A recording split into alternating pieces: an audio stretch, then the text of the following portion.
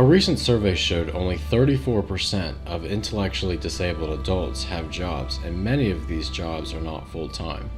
Many people with intellectual or developmental disabilities are not even counted in the labor force at all. The work which would give them meaningful social interactions as well as a paycheck is elusive to so many. There's so many opportunities out there for people who have special needs. They just need to be given the opportunity to try.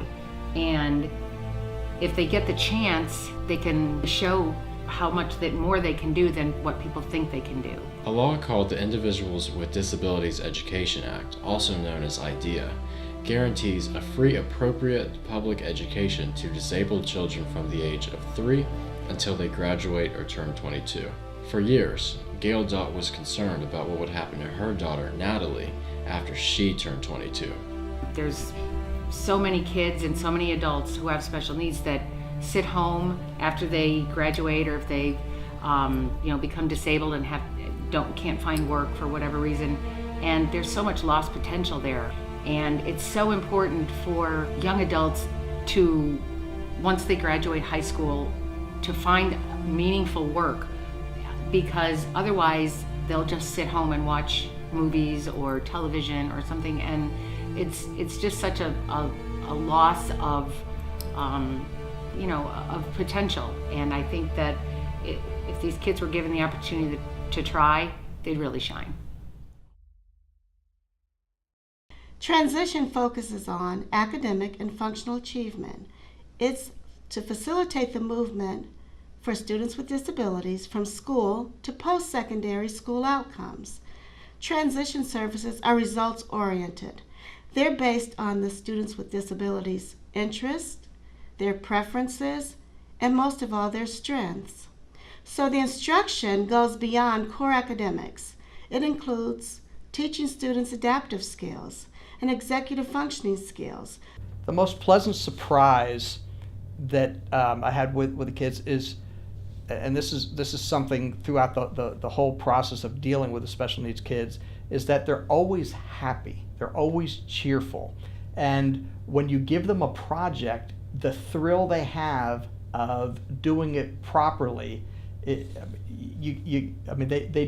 love it, and to be around it spreads. To be around people who have such a happy outlook, everything they do, they smile, and you can't help. It's infectious.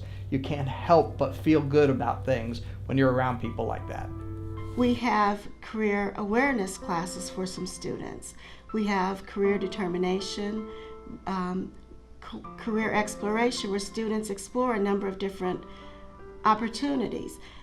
Beginning at age 13, all students with disabilities must have transition as part of their individual educational program.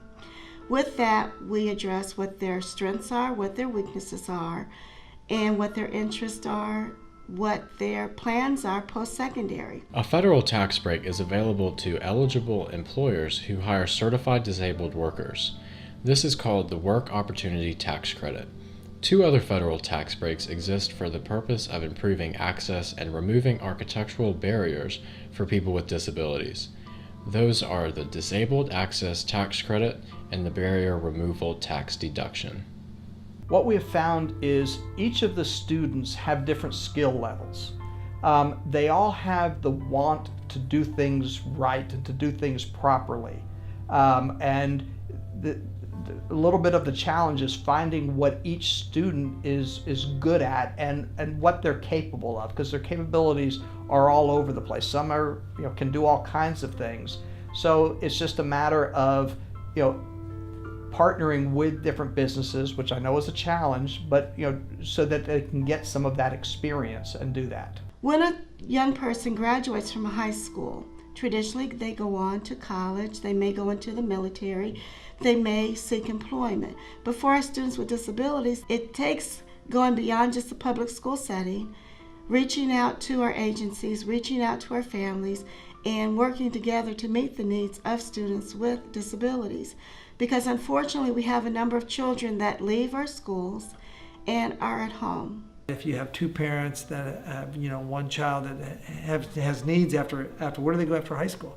That's a big economic strain on families. Where do they go? Unless they have the means, it's a tough one.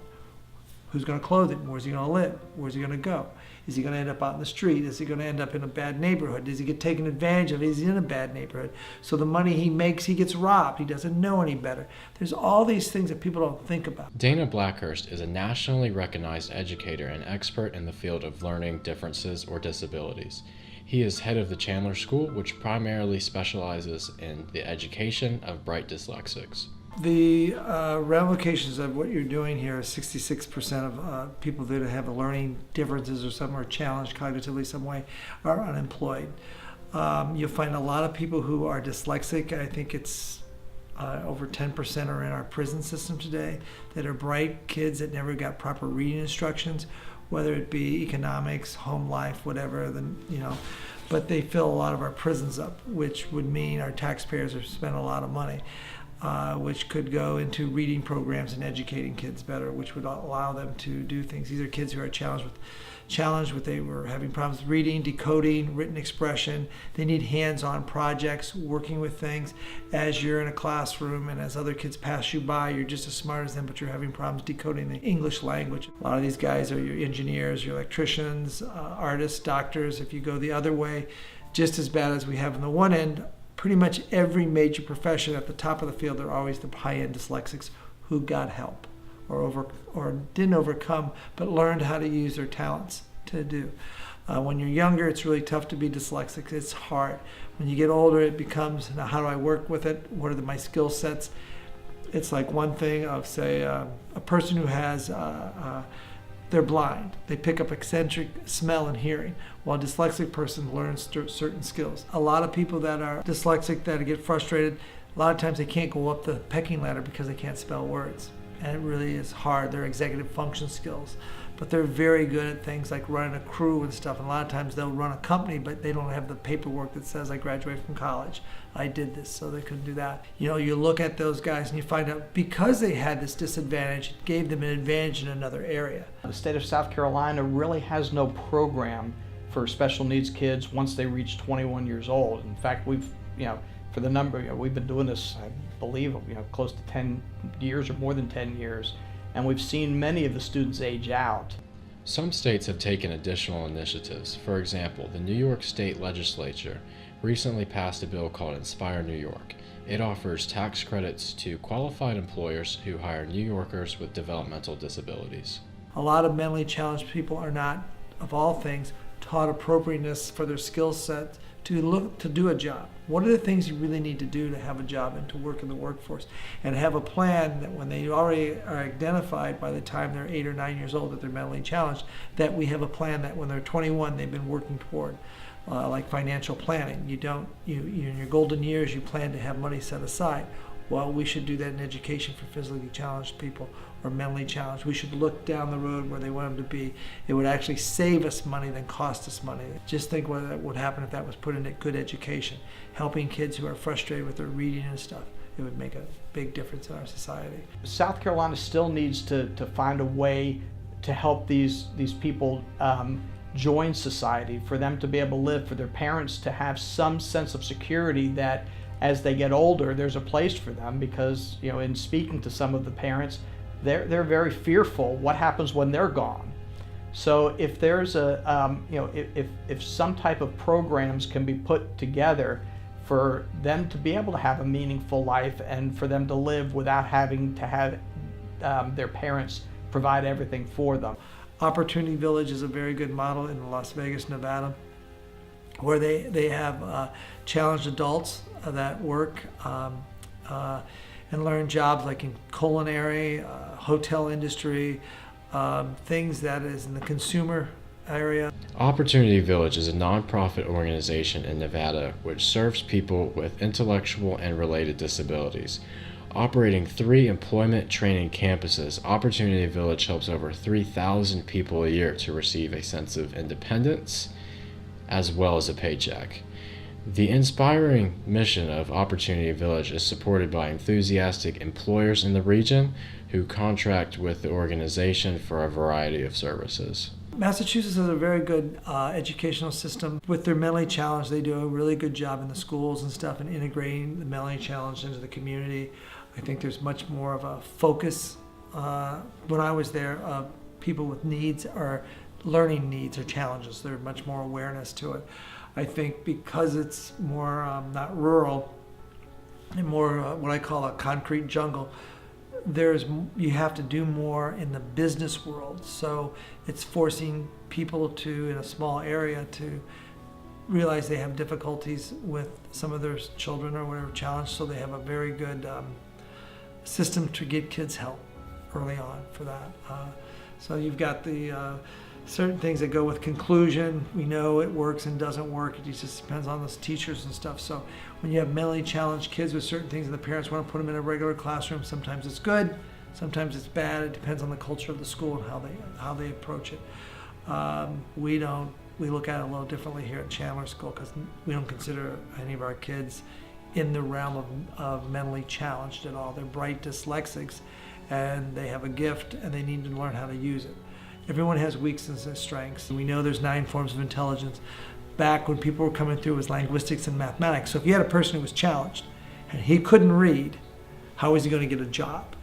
They put so much emphasis on that. Some of that has changed today with technology. But when we came through school, you either linguistics and mathematics. Now we know there's naturalists, there's logical, there's musical, there's all these different forms of intelligence. So a lot of guys who got snubbed weren't really sort of cognitively challenged, or they didn't help them in ways that they were fine motor skills. They had good skills with this where they could have done this. They could have learned a trade to do something. They didn't get that because we thought linguistics, mathematics, and linguistics. So they didn't get that trade. If we'd have what we had today, I think there'd be a lot of people with more opportunity for employment. I think Howard Gardner came through in the 70s and 80s. It's just now getting into the schools. That should be put into, even though they're mentally challenged at a lower level, they still might excel in body movement, spatial arrangements, logical. For their level, those 9 intelligence should be still there, introduced to those kids. So that gives them 9 different ways to promote their skills and to have jobs in society. That has not been approached to the mentally challenged or special ed classrooms. That's a whole area that's never been touched yet. In 1983, Howard Gardner presented his theory of multiple intelligences. Dr. Gardner is a psychologist and a professor of education at Harvard University. He believes that there is a broader range of intelligences other than just the 2 which our culture typically values and measures, linguistic and logical mathematical. Other intelligences would include intrapersonal, interpersonal, naturalist, spatial, bodily, kinesthetic, and musical. It would be prudent for the legislature to look at putting together programs for incentives, because obviously, to bring these students in, it takes a certain amount of supervision, but the cost of that is just a small amount as to the benefits that they could get to make these kids employable. And you would have a kid who wants to work badly and is not going to complain, is not going to do any of that. A U.S. president proclaimed March to be Developmental Disabilities Awareness Month. That was in 1987. So now, 28 years later, how aware are we? 66% of our friends and neighbors with intellectual disabilities don't have the job that would give them independence as well as a paycheck. Things have improved since 1987 in the way of some tax incentives and laws guaranteeing a free, appropriate public education until the day before they blow out 22 candles. But don't they deserve more? What if there was an organization like Opportunity Village in every state, supported by an eager private sector and dedicated volunteers? What if more states initiated programs to incentivize employers, and there were helpful websites with relevant information to make the hiring process hassle-free? And what if knowledge was more widespread that it is a good business decision to hire challenged people? Reports consistently show that they are loyal, cheerful, and do a good job. Let that sink in for a moment. They are loyal, cheerful, and do a good job. It could be said that this combination of behaviors is not always present in so-called able employees. Overall, the best experience and what I have enjoyed thoroughly is the positive attitude. We really strive throughout all of our employees for them to have a positive attitude, and a positive attitude again is contagious to everybody else. when these kids come in, the positive attitude that they add to the entire company, you can't help but smile when they're there. And when you're smiling, you're just, you have a whole different outlook on things, and everything is much better, and you're not looking at being down. It just, they bring a whole different level of positive attitude to the company. On a personal note, I'd like to share an observation. After my interaction with Garrett, a student at the Chandler School, I had a very distinct feeling that I had just been with one of the most intelligent people I had ever met. And consider, if you would, that it perhaps is we, the rest of society, who need to become more educated on what we can do to better assist. I may be the first filmmaker to hope that one day the title of my film will not be accurate anymore. Thank you for watching.